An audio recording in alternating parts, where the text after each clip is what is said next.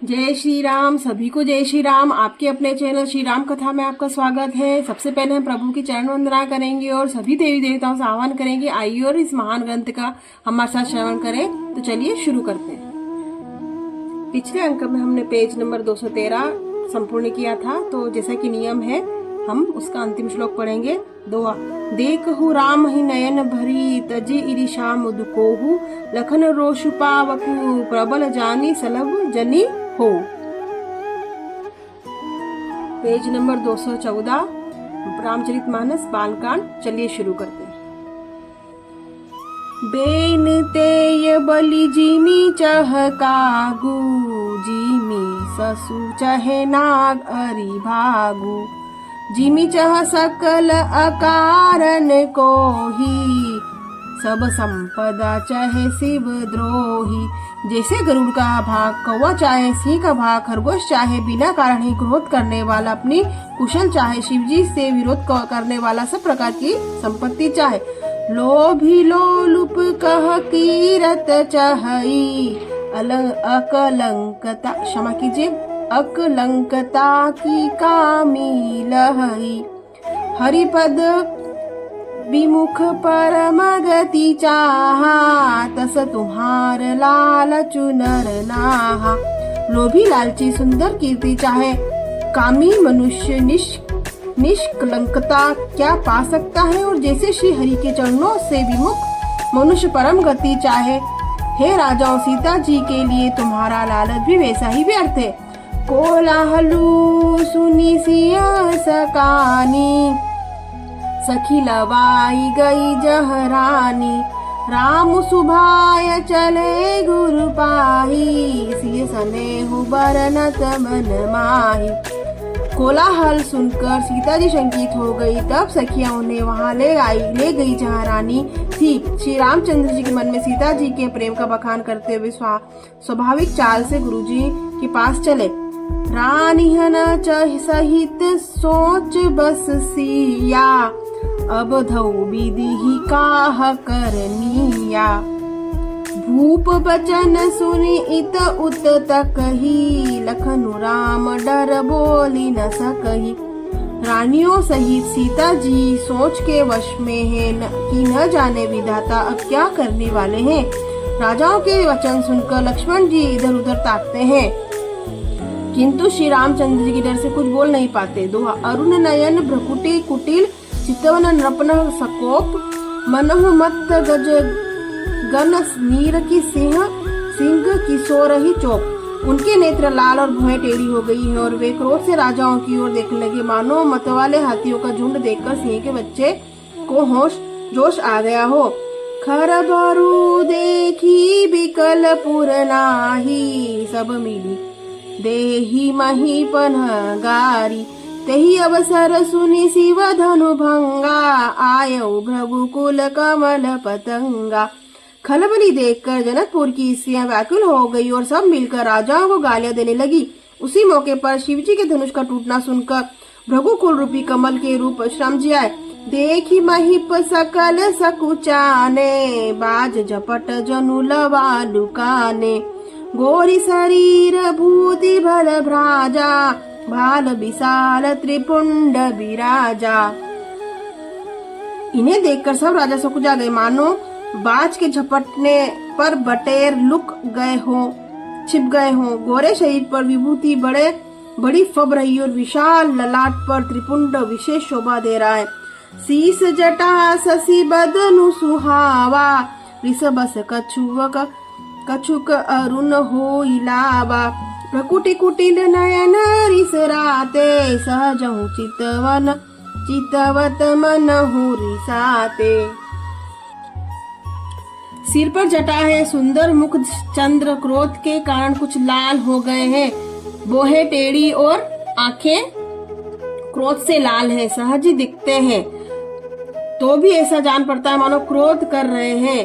भृषभ कंद उर बाहु विशाला, चारु जने उमाल मृग छाला, कटि मुनि बसत तून दुई बांधे, धनु सर कर उठाऊ कल कांधे, बेल के समान कंधे, छाती और भुजाएं विशाल है, सुंदर यज्ञोपवीत धारण किए, माला पहने और मृग चर्म लिए हैं, कमर में मुनियों का वस्त्र और 2 तरकस बांधे हैं, हाथ में धनुष बाण और सुंदर कांधे पर फरसा धारण किए हैं। दोहा 7 भेषु करनी कठिन बरनी न जाय स्वरूप, धरि मुनि तनु जनु बीर रसु जायउ आयउ जहाँ सब भूप। शांत वेश है परंतु क्षमा कीजिए परंतु करनी बहुत कठोर है। स्वरूप का वर्णन नहीं किया जा सकता, मानो वीर रस की मुनि का शरीर धारण करके जहाँ सब राजयोगी वहाँ आ गए हों। देखत भृगुपति बेशु कराला, उठे सकल भय बिकल भुआला, पितु समेत कहीं कहीं निज नामा, लगे करन सब दंड प्रणामा। परशुराम जी का भयानक वेश देखकर सब राजा भय से व्याकुल हो उठे, खड़े हुए और पिता सहित अपना नाम कह कहकर सब दंडवत प्रणाम करने लगे। जेहि सुभाय चित वही हितु जानी, सो जानहि जनु खाई खुटानी। जनक बरो क्षमा कीजिए जनक बहोरी आई सिरुनावा, सिय बोलाई प्रणाम करावा। परशुराम जी हित समझकर भी सहज ही जिनकी ओर देख रहे हैं वो समझता है कि मानो मेरी आयु पूरी हो गई। फिर जनक जी ने आकर सिर नवाया, सीता जी को बुलाकर प्रणाम कराया। आशीष दीन ही सकी हर्षानी, निज समाज ले गई सयानी। विश्वामित्र मिले मुनि आई, पद सरोज मेले 2 भाई। परशुराम जी ने सीता जी को आशीर्वाद दिया। सखिया हर्षित हुई और वह सयानी सखिया उनको अपनी मंडली में ले गई। फिर विश्वामित्र जी आकर मिले और उन्होंने दोनों भाइयों को उनके चरण कमलों पर गिराया। राम लखनु दशरथ के ठोड़ा, दीन आशीष देखी भल जोटा। राम ही चितई रहे थकी लोचन, रूप अपार मार मद मोचन। हे ये राम और लक्ष्मण राजा दशरथ जी के पुत्र हैं। उनकी सुंदर जोड़ी देखकर परशुराम जी ने आशीर्वाद दिया। कामदेव जी के मद को छुड़ाने वाले श्री रामचंद्र जी के अपार रूप को देखकर उनके नेत्र थकित हो गए। दुआ बहुरी बिलो की विदेह, सन कहो कात अरि भीर। पूछत जानी अजान जीमी, व्यापे को पुक शरीर। फिर सब देखकर जानते हुए भी अनजान की तरह जनक जी से पूछते हैं कि कहो यह बड़ी भारी भीड़ कैसी। उनके शरीर में क्रोध छा गया। समाचार कही जनक सुनाए, जही कारण महिप सब आए। सुनत बचन फिरी अनत निहारे, देखे चाप खंड महिडारे। जिस कारण सब राजा आए थे, राजा जनक ने वे सब समाचार सुनाए। जनक के वचन सुनकर परशुराम जी ने फिर कर दूसरी ओर देखा तो धनुष के टुकड़े पृथ्वी पर पड़े हुए दिखाई दिए। अतिरीस बोले मुँह वचन कठोरा, कहू जड़ जनक धनुष कई तोरा। बेगी दिखाओ मूढ़नत आजू, उलटऊ महिज लही तब राजू। अत्यंत क्रोध में भरकर वे कठोर वचन बोले, हे मूर्ख जनक, बता धनुष किसने तोड़ा, उसे शीघ्र दिखा, नहीं तो अरे मूढ़, आज मैं यहाँ जहाँ तक तेरा राज्य वहाँ तक की पृथ्वी उलट दूंगा।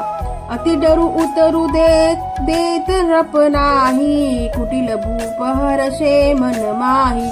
सुर सुनी नाग नगर नर नारी, सोचई सकल त्रास उर भारी। राजा को अत्यंत डर लगा, इसी कारण उत्तर नहीं देते। यह देखकर कुटिल राजा मन में बड़े प्रसन्न हुए। देवता मुनि नाग और नगर की स्त्री पुरुष सभी सोचकर न लगे, सबके हृदय में बड़ा भय है। मन पछिताती सिय महतारी, विधि सब सवरी बात बिगारी। भृगुपति कर सुभाव सुनि सीता, अर्ध निमेष कल्प समभीता। सीता जी की माता मन में पछता रही कि हाय विधाता ने सब बनी बनाई बात बिगाड़ दी। परशुराम जी का स्वभाव सुनकर सीता जी को आधा क्षण भी कल्प के समान बीतने लगा। दोहा सबय बिलो के लोग, सब जानी जान की भीरू। हृदय न हर्षुनि विषादु, कछु बोले श्री रघुबीरू। तब श्री रामचंद्र जी सब लोगों को भयभीत देखकर सीता जी को डरी हुई जानकर बोले, उनके हृदय में न हर्ष था न विषाद। मास प्राण नवा विश्राम। जय श्री राम। नाथ संबुधनु भंजनिहारा, हो इहि केहु एक दास तुम्हारा। आय सुकाय कही न किह, किन मोही सुनी रिसाई बोले मुनि कोही।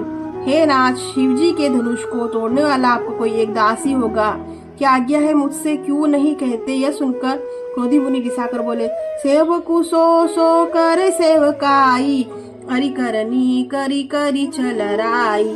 सुनहु राम जेहि शिव धनु तोरा, सहस बाहु समसोई पुमोरा। सेवक वह है जो सेवा का काम करे, शत्रु का काम करके तो लड़ाई ही करनी चाहिए। ये हे राम सुनो, जिसने शिवजी के धनुष को तोड़ा है वह सहस्त्र बाहु के समान मेरा शत्रु है। सो बिल गाढ़ बिलाई समाजा, नत मारे जय हहि सब राजा। सुनि मुनि बचन लखन मुस्काने, बोले परसु धरि अपमाने। वह इस समाज को छोड़कर अलग हो जाए, नहीं तो सभी राजा मारे जाएंगे। मुनि के वचन सुनकर लक्ष्मण जी मुस्कुराए और परशुराम जी का अपमान करते हुए बोले, बहुधनु ही तोड़ी लरिकाई, कबहु न असिरी सकीनी गोसाई।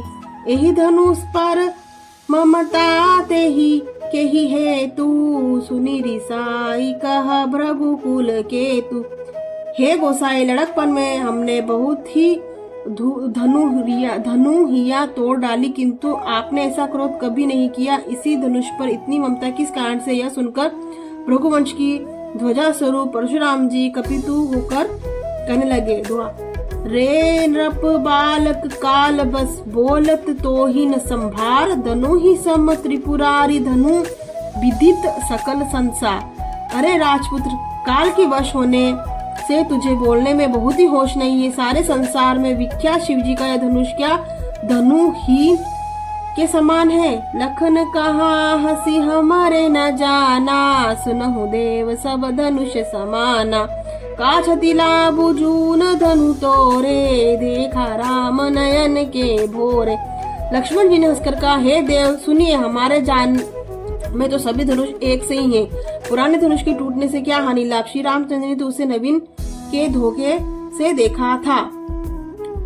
छुवत टूट रघुपति हु न दोसु, मुनि बिनु काज करिय कत रोसु। बोले चितई परसु की ओरा, रे सठ सुने ही सुबाहु न मोरा। फिर यह बात तो छूटते ही टूट गया। इसमें तो रघुनाथ जी का कोई रोष नहीं है। मुनि, आप बिना ही कारण इसलिए क्रोध करते हैं। परशुराम जी अपने फरसे की ओर देखकर बोले, अरे दुष्ट, तूने मेरा स्वभाव नहीं सुना। बालकु बोली बदहु नहीं तोई, केवल मुनि जड़ जानहि मोहि। बाल ब्रह्मचारी अति कोहि, विश्व विदित क्षत्रिय कुल द्रोही। मैं तुझे बालक जानकर नहीं मारता। अरे मूर्ख, क्या तू मुझे नीरा मुनि ही कहता है। मैं बाल ब्रह्मचारी अत्यंत क्रोधी क्षत्रिय कुल का शत्रु तो विश्व भर में विख्यात हूँ। भुज बल भूमि भूप बिनु कीनी, विपुल बार मही देवनु दीनी। सहस बाहु भुज दे छेद निहारा, परसु बिलोक महीप कुमारा। अपनी भुजाओं के बल से मैंने पृथ्वी को राजाओं रहित कर दिया और बहुत बार उसे ब्राह्मणों को दे डाला। हे राजकुमार, सहस्त्र बाहु की भुजाओं को काटने वाले मेरे इस परसे को देख। दोहा, मातु पिता ही जनी सोच, बस करही महिष किशोर। गर्भ न के अर्बक दलत, परसु मोर अति घोर। अरे राजा के बालक, तू अपने माता पिता को सोच के वश न कर। मेरा फरसा बड़ा भयानक है, यह गर्भ के बच्चों का भी नाश करने वाला है। बिहसी लखनु बोले मृदुबानी, अहो मुनि सुचहा भटमानी। पुनि पुनि मोहि देखाव खुठारू, चहत उड़ावन फूकी बहारू।